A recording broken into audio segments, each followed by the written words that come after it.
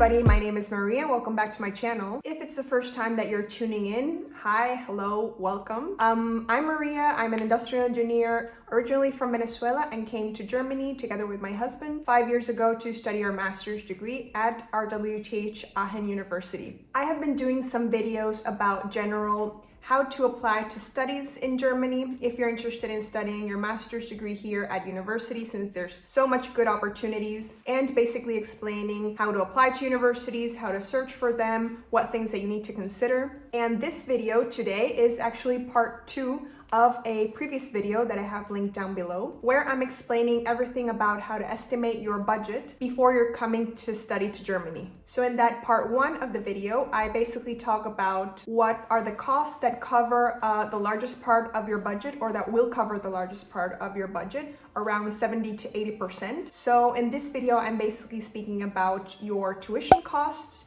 your rent, and food costs. So I split the video into 2 parts, and if you haven't seen part 1, I would recommend that you go on and click right away so that you don't get confused. And today we're gonna be basically discussing all of the rest part of the budget, which are all smaller expenses that I would say cover about 20 to 30% of your budget of living and studying here in Germany. Also, similar to how I did in part 1 of this video, I will be doing sort of a running tally with each part of the cost estimate, so that at the end you guys have a broad number or a rough number as to how much, give or take, your living and study expenses would cost you approximately here in Germany. Another really important thing for me to mention is that please don't take these numbers that I'm going to mention as absolute. So they're not written in stone, and don't blindly base your budget on them. The costs that I'm talking about are very heavily based on our experience here living in Germany.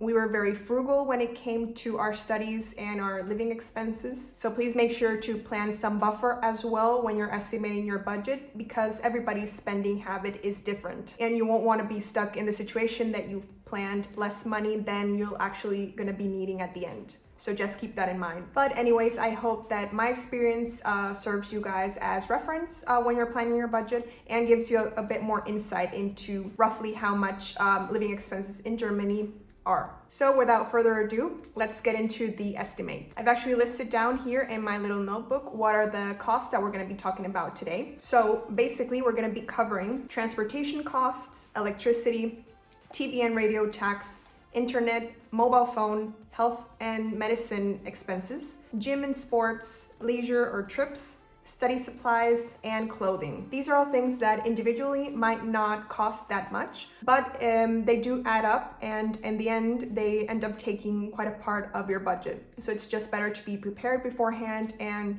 have that in mind. So the first point regarding transportation. Super important, especially if you're a student that needs to move to the university every day. Obviously not in Corona times, but better to plan ahead. In Germany, what's super good is that whenever you're studying at the university, even if you're paying a private tuition, you have to pay a social contribution or a semester contribution as well. And this semester contribution actually includes a transportation ticket. So the ticket itself is not free. It's included within the semester contribution, which is about 300 euros per semester, as I mentioned in the previous video. But the great thing is that it's valid for the entire semester, and it covers an entire region or area of the city where your university is located. And you're basically allowed to travel freely within that region or network as many times as you want for the entire semester. So in our case, when we were studying at RWTH in Aachen, the semester ticket covered the entire region of the state of North Rhine-Westphalia. And that was fantastic. We were able to travel across the whole region without having absolutely any limitation as to cities or towns or places that you needed to reach. Every form of transportation was available to you, both trains, trams, and buses. I remember the only limit that we had was the ICE trains, so the intercity express trains that are like the fast trains, which we couldn't use with our semester ticket. We actually learned that the hard way when we got on one ticket with the semester ticket, and we were told that it didn't cover, but the lady was nice enough to not throw us out of the train. But having said that, I would say that your transportation costs can be considered zero, because they are already included in your semester contribution and in your tuition that you're paying already for the university. So the next point is electricity. Now, I'm including electricity because many times when you rent an apartment, the electricity isn't included in what you pay for your rent. In our case, practically in all the apartments that we've lived here in Germany, except for the first one, which was the exception, in all of them, we had to contract an electricity provider separate to our rent. So we had to pay it additionally. We paid initially around 60 euros per month when we just got here from Venezuela. How it usually works in Germany is that when you have your contract, you're paying a fixed amount up front, so during the first 12 months of your contract, and they base this just on a standard consumption for the amount of people that are living in the apartment at the beginning. But then at the end, they basically see if you consumed more or less than what was estimated at the beginning. And then at the end, if you actually consume more, they do an adjustment in your tariff and then basically start charging you a higher amount for the coming year. And of course, you have to pay for that difference in electricity that you consumed within the previous year. So what happened to us is that when we arrived first from Venezuela here and started living here, we were still with the mentality of coming from a country where electricity doesn't cost that much or practically nothing compared to what we're paying here. So we were used to taking, long showers, baths, using the oven a lot. And then at the end of this first year, we actually got a bill from the electricity company and we had to pay a 300 euro difference because we had consumed so much than what was planned at the beginning. So that was definitely another hard lesson for us to learn to be more conscious of our electricity consumption. And from that point on, we actually changed all of our light bulbs to energy saving light bulbs to not get the same experience. But yeah, based on our consumption, we're spending between 30 and 40 euros a month. So for one person, a household that's consuming around 1,500 kilowatt per year, you could estimate with around 30 euros per month. Next point on our list is TV and radio tax. So yes, you heard that right. In Germany, you have to pay basically a tax for television, radio, and internet. In German, it's called the Rundfunkbeitrag, and this is paid on top of your cost for television, internet, or radio. So it's totally separate than any television subscription that you may already have. So this TV and radio tax costs 17.5 euros per month, and you basically can't run away from it. So every single person that is living in Germany has to pay this tax. It doesn't even matter if you don't have a TV, a radio, a smartphone, a computer, nothing. It's mandatory to be paid. It's used to support TV and radio services so that the television providers remain independent without any sort of control or bias from the state. So from that point, it's good since there's no possibility for them to be influenced by the government and deliver really independent news. But yeah, it's kind of annoying that you have to pay for it, whether you like it or not. It is, however, only paid once per household. So if you are living with roommates, you can divide the cost between the amount of roommates living in the apartment. And it can only be exempted in many small cases. So it's practically impossible to run away from it. I think the only way that you can be exempted is if you have any sort of disability or if you are unemployed, or as well if you're receiving a special scholarship that's only given to German citizens, which is called the BAföG. And even if, for example, you have a roommate that has the BAföG, still you have to pay for it because not all members of the household have the same scholarship. Next point is also super important, which is your internet costs. We were lucky enough that in both of the apartments that we lived in Aachen, both of them already included internet cost within the rent. And this is usually the case when you're living in student housing or dorms. If you're not living in student housing, then you need to hire an external internet provider to provide you with the internet service. And the cost of this normally is between 25 to 30 euros per month, depending on the amount of megabytes that you want to reach your home. So the speed of the internet. So depending on the provider, it might be more or less than that, but give or take around 30 euros per month. Internet is also sometimes also combined with a mobile phone plan in some cases, but I've seen that in the cases when they combine internet and mobile phone plan, the costs end up being higher than the alternative that I'm gonna say right now, which is separate mobile phone and internet. And they also put you in a long contract, like in most services in Germany, which is gonna be much harder to get out of if afterwards you wanna switch provider. So it's best to keep both things separate. So moving on to mobile phone costs. Here, we also learned a lesson the hard way, and I wish that somebody had told me sooner before coming to Germany, which is that it's much better to have a prepaid phone plan instead of a postpaid or a contract phone plan. So why am I saying this? When we arrived to Germany, we went directly to a large telecommunications company, so I'm not sure if I should say the name.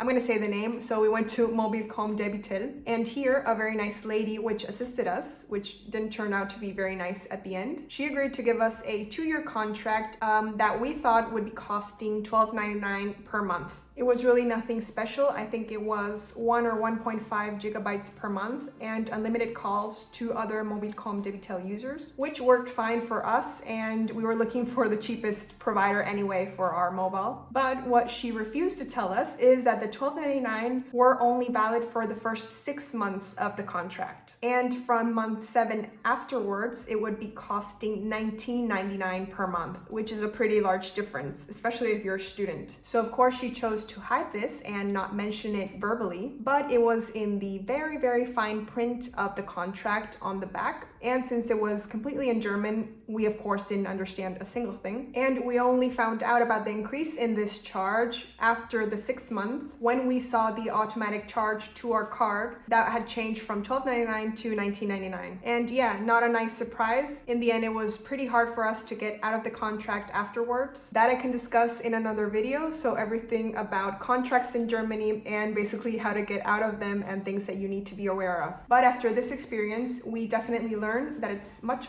better to have a prepaid mobile phone plan instead of a fixed contract. So afterwards, we switched to Aldi Talk, which was definitely the best decision ever regarding mobile phone plans. It's prepaid, so you basically charge the amount each month or each week that you need. And in that time, we switched to an €8 Aldi Talk plan, which included 2 gigabyte internet per month and unlimited calls between Aldi Talk. And that was everything that we needed at a much cheaper price, and we always had the flexibility of not having to pay for it if we didn't need to. In a running tally, then you could estimate €8 per month. I would round it to 10 or 12 depending on the plan that you want. Next point is health insurance.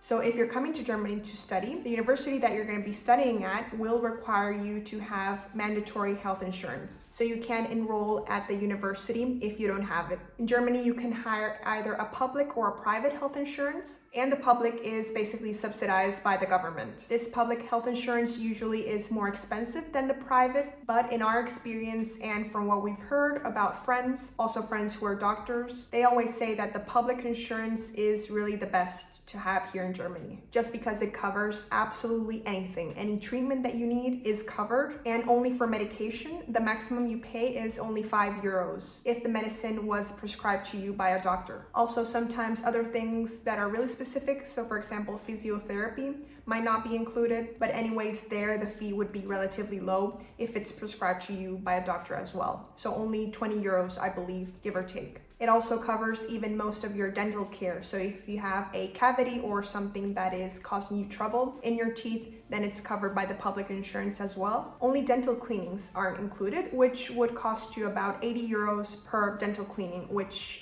you would either do once or twice a year. So I would estimate an additional amount on that as well. And what we did in our case was hire the public health insurance with a provider called TK, so the Technische Krankenkasse. And at TK, the cost would be €110 per month. And a pro tip as well, if you're like us, if you're coming together with your partner, we were already married when we arrived to Germany. And when we registered at TK, we were ready to pay 2 separate amounts, but they actually said that if you're married, then it's considered one family or one household. So we ended up paying only one fee. So at that time, it was only €90 per month. So that's what we ended up paying as a whole. So that was a very positive surprise as well. But yeah, for everything regarding health, you can count on, give or take, €110 per month on health insurance. Then I would add about 10 to 13 euros per month just for dental cleaning and anything unexpected there. And round about an additional 10 to 20 euros per month on medicine or general things that you might be needing if they're prescribed by a doctor, because you never know. So the next point is gym or general sports activities.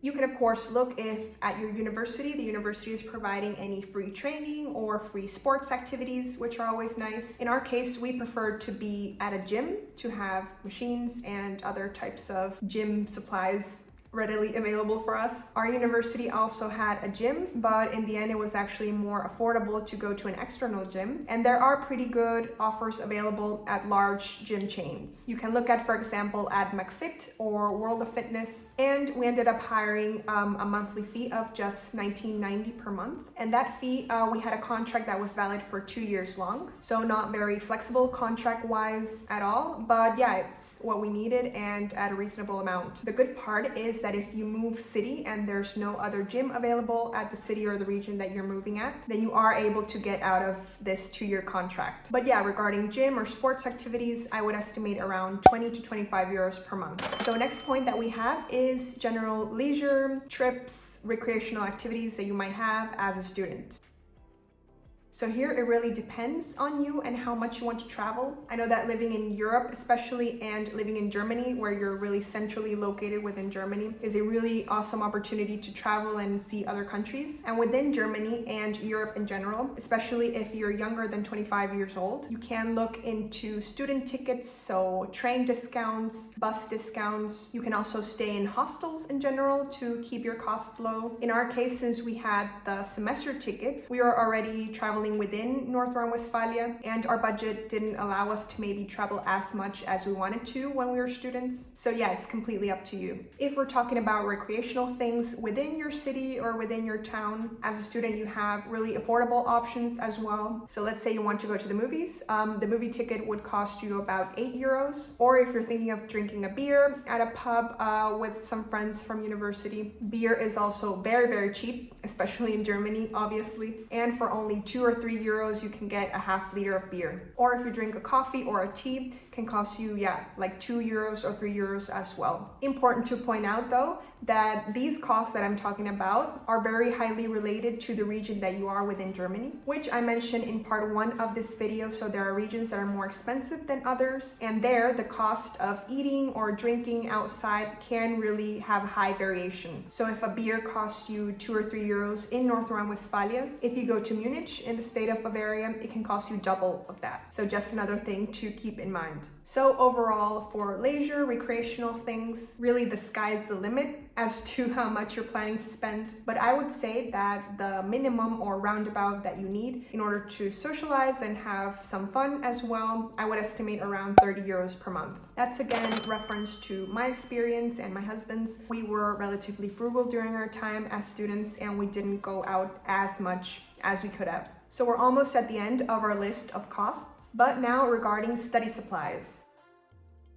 So what's great about this day and age, and especially in Germany if you're in university, is that most of the information of your study plan is very likely to be available online in the form of PowerPoint slides, or any other online resources. You also have your university library readily available to you. So I wouldn't say that you have to spend so much on study supplies. I would say maybe around 10 euros per month for just notebooks, pencils, paper, and that sort of thing. What can be a high expense later towards the end of your studies is if you're doing your master's thesis. So for your master's thesis, you will have to pay for printing and then binding of it, and that can cost you anywhere from 50 to 80 or to 100 euros, but it's mainly a one-time expense. But yeah, for our running tally, I would estimate 10 euros per month for study supplies, and you're good to go. So we have reached the end of our list of costs, and we have finally all of those costs related to clothing and shoes.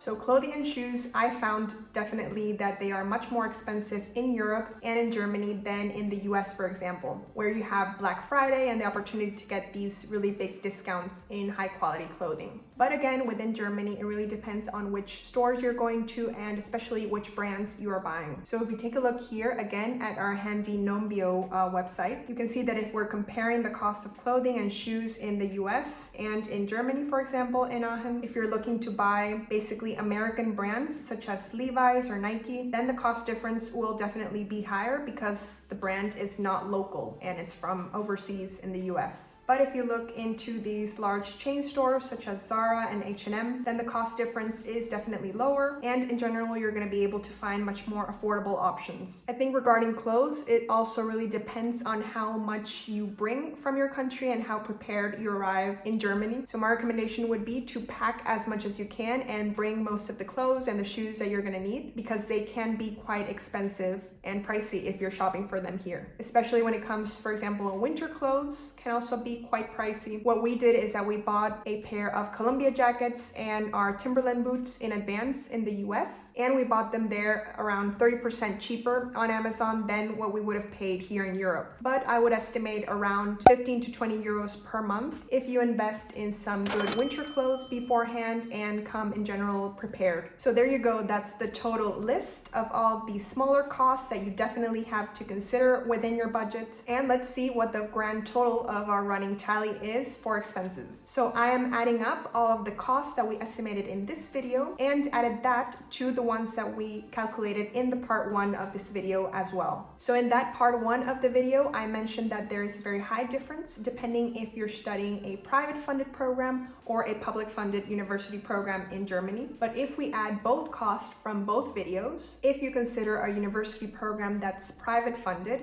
and costing give or take 5,000 euros per semester, your grand total in cost would be around 1,800 euros per month. And if you're studying the state-funded program, that cost will of course be lower, and considering a semester contribution of only around 300 euros per semester, you would get a grand total of around 900 euros per month. So these two amounts, these two estimates that I've said, I think are very realistic if I compare it to, let's say, what we were spending when we were studying university based on the financial records that we had, because we also kept track of all of our finances and costs every month. We were spending between 1,000 and 1,100 euros per month without considering my private tuition. That was at least our case, especially living in Aachen in the state of North Rhine-Westphalia, which, as I mentioned in detail in part 1 of this video, would be completely different than living in the state of Bavaria, for example. That is definitely more expensive. But I do consider the amount to be reasonable if you are being frugal, so not overspending, while at the same time being able to eat well,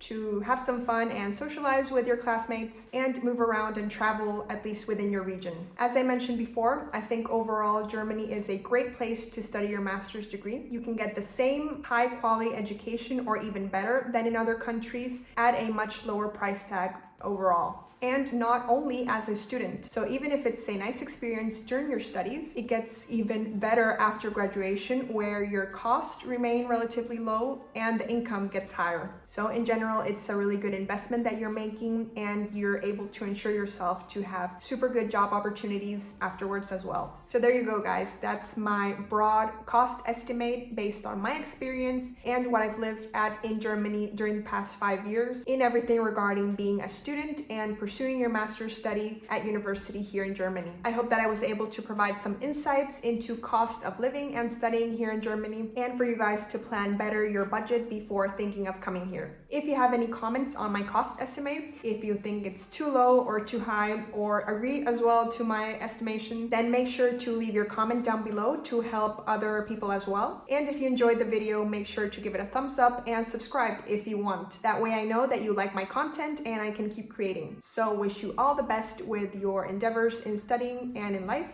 and I'll see you again next time. Bye-bye.